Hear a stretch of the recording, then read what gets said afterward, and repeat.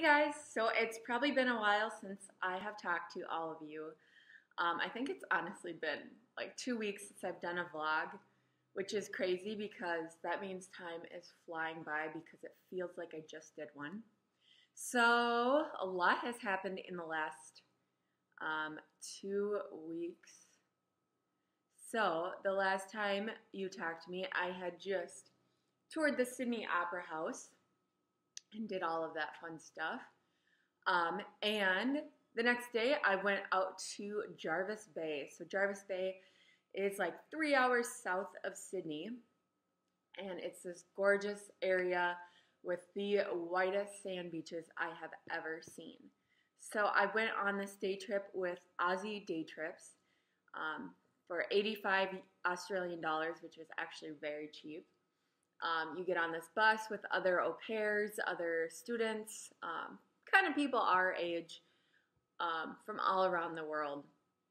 And then they bus you down and you kind of do some fun things. So there were about 10 of us that went on this trip, went down to Jervis Bay and had stopped at this little beach to just explore and go bushwalking, or as they call it, it's kind of like walking through the woods, essentially.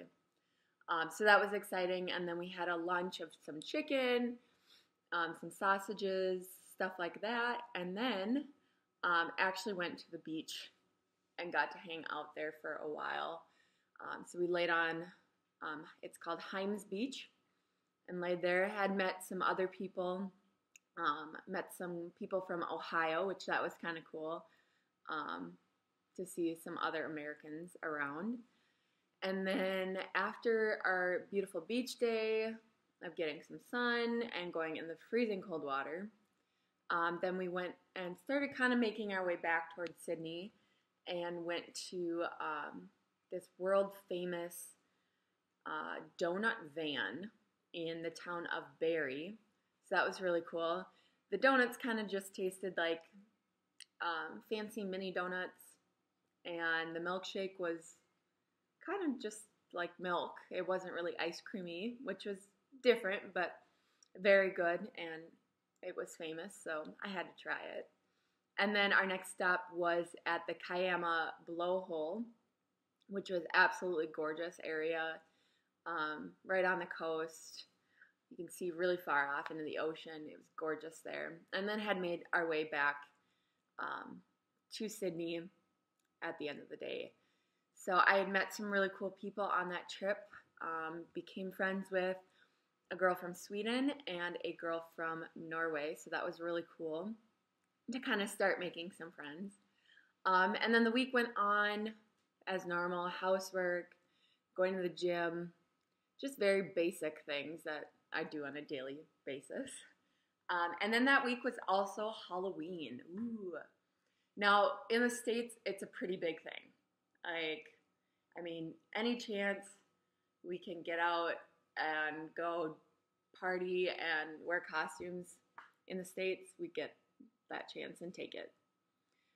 Here in Australia, it's not as big of a thing. It's not really advertised here like it is in the States. There were quite a few people wearing costumes in the afternoon, but not nearly to the amount you would see back in the States, where it seems like everyone's dressed up. And most houses are decorated back home, whereas I think I've seen one or two houses maybe with Halloween decorations. So it's very different here. But that night I had off because the girl had gone out trick-or-treating with her friends, and the boy had a choir event. So I met up with that same guy that I'd met the weekend before, and we went out to dinner at a German-type restaurant in the area called The Rocks, which is very close to the Sydney Opera House and the Harbour Bridge. So we went out to eat, got to know each other a little bit more, and then actually walked around to see the Opera House lit up at night, as well as the bridge lit up at night, and it was very gorgeous to see. More breathtaking, I would say, to see everything lit up at night And that was my first time being out in the city at night, so that was very exciting as well. So that's about all that happened that week. But then the weekend came along again, and then Saturday I went to Port Stevens again with Aussie Day Trips.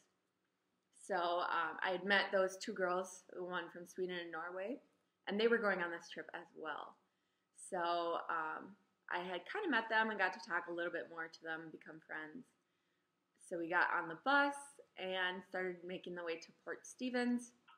So our first stop on the Port Stevens trip was at the Anna Bay Sand Dunes, which was very crazy to think about that there were these huge sand dunes in Australia, so close to the coast, which that was really weird to me because it felt like I was honestly in a different country, but it was really cool. So we had the option between riding a camel or going sandboarding. The camel ride, honestly, I wanted to do it, but it was about 30 Australian dollars for like 15 minutes on a camel, whereas sandboarding was $15 for like 2 hours of sandboarding. So I figured I would do sandboarding since there would be probably other opportunities for me to ride a camel in the future. So I went sandboarding, and it was honestly one of the coolest experiences I've gotten to do. It was very hot, so but the sand was very cool and very soft, so that was really nice. And sandboarding was very different than what I thought it was going to be. I thought it was going to be very similar to like sledding almost, but I didn't realize that you could stand up like snowboarding. So that was really fun. First couple tries, I went down on my butt because I was not about to try standing right away. And then tried the big hill out, which honestly, it's fun, but it's a lot of work to walk back up the hill. Those of you that have been sledding know that. Tuck and roll, tuck and roll. Oh, don't tell me that.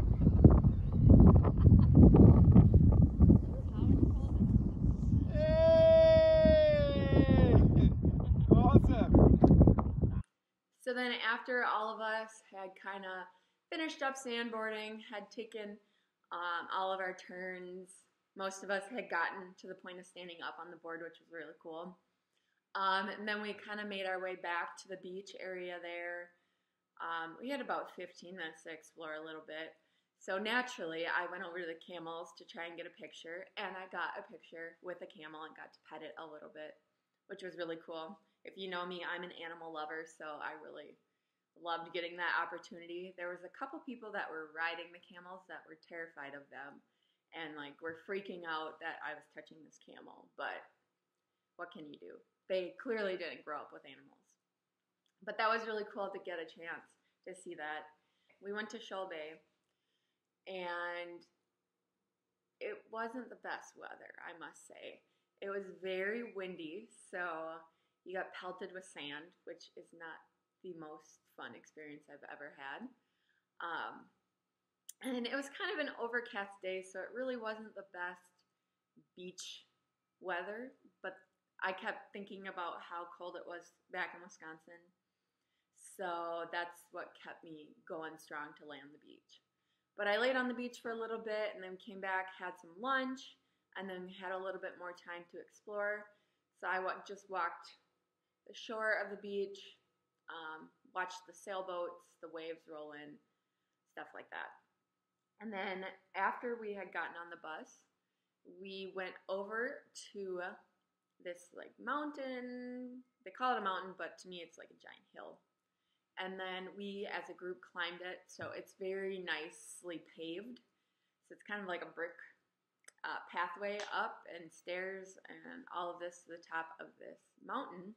So this mountain back in World War II was actually an area used where they put a satellite on top of it because they weren't sure if the war was going to start coming south, because during that time Japan was bombing northern Australia, which I had no clue about this stuff. So Japan was bombing them, and they thought the war was going to move south, so they put this satellite and this radar system on top of this mountain so they could detect submarines and anything like that coming into the Bay Area. So that was really cool to kind of get to see. And up there was the most spectacular views. Pictures really don't do any of this justice. It's gorgeous in these pictures, but actually being there is very, very cool and very different to what you're probably seeing in the pictures. So that was gorgeous. And then it was actually time to go and head back to Sydney, but we had a couple Germans in our group that really wanted to stay at the beach because the sun was starting to come out. So we stayed about 45 more minutes at this area, but the wind was still really bad and we were still getting pelted with sand. So those of us that didn't want to go swimming or lay on the beach just sat in the van and talked with our awesome tour guide, Nick, and just kind of talked about life and differences and all of that cool stuff between Australia and where we're from. So that was really cool. And then made our way back home to Sydney. And with Aussie Day Trips, we actually got a free drink at this one bar. So me and my two friends, we went to this bar and had our free drink. Just kind of talked a little bit and then headed out and went our ways. So that was really cool to just kind of get a chance to kind of just sit around, be casual. So that was fun. So then Sunday, I didn't really have anything to do. I didn't really have any plans, so I just kind of sat around, watched some TV, played with the dog. Should have probably done some vlogs, but I think I did some editing that day instead. But it was just kind of a hangout day, a little relaxation, nothing too exciting.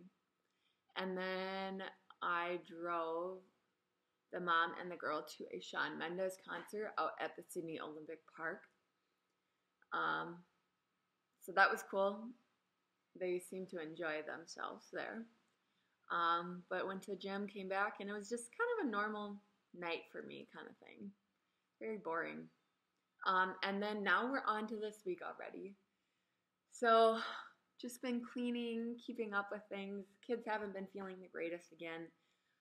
So we've been dealing with that. But other than that, I haven't really done too much this week. But the most exciting news I do have is that I have been featured in a podcast with the Global Travel Channel. There is this guy named Mark.